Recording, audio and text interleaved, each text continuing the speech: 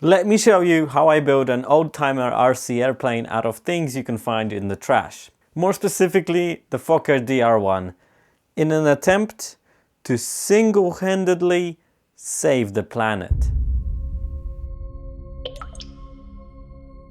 The main objective is fairly simple.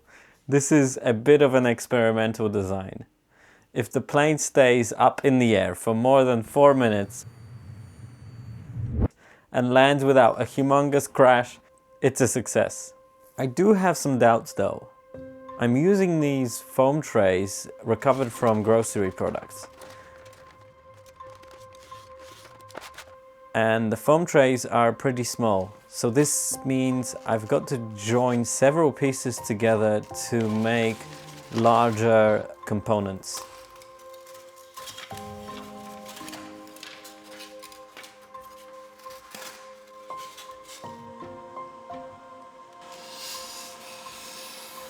I decided to use the curvature of the foam trays to give the wing a nice shape.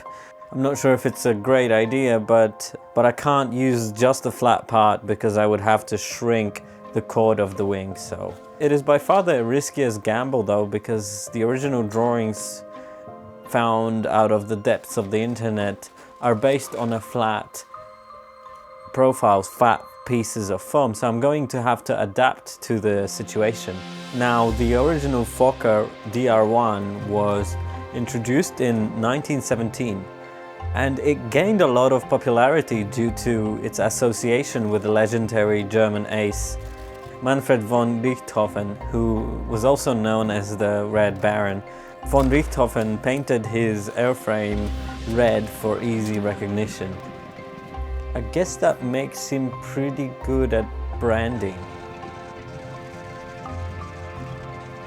Despite its excellent maneuverability, this airframe was quickly pulled out of production due to structural flaws. Just this tiny issue of the wings coming apart mid-flight.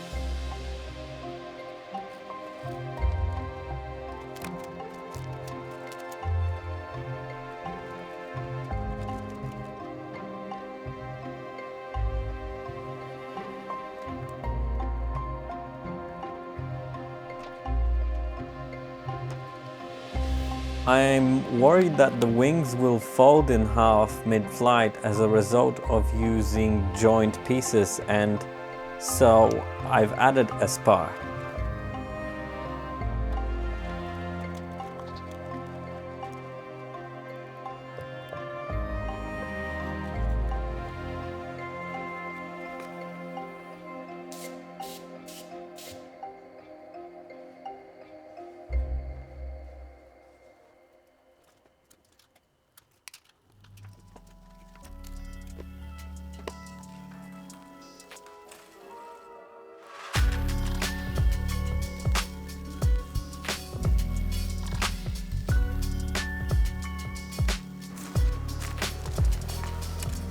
So on this first attempt to make this bird fly, I managed to find some confidence, but it didn't last very long.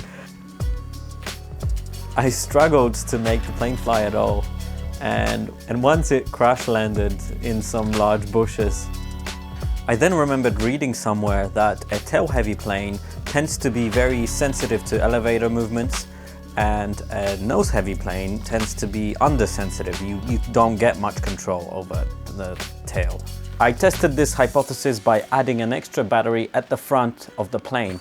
However, the lightweight motor I installed didn't have enough power to carry the added weight, and the Fokker would struggle to climb. You might have seen in one of my previous videos where I made a plane called the Acrobat by Big, and it flew very well, partly to the power it had.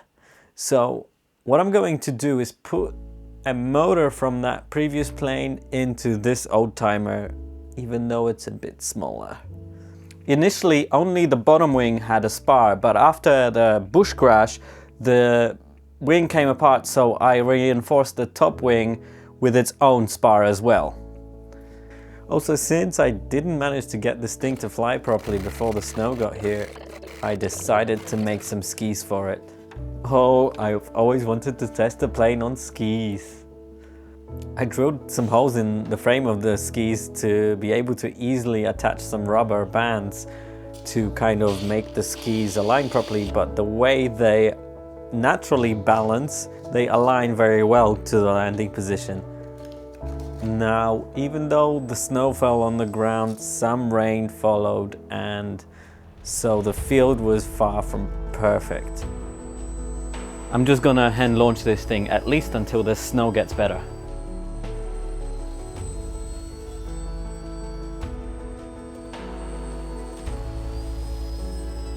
But increasing the power had definitely helped.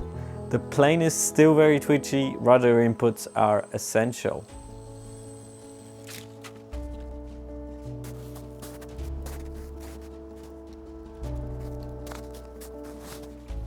Before this next try, I switched the skis back to wheels since the snow had melted completely since this last flight.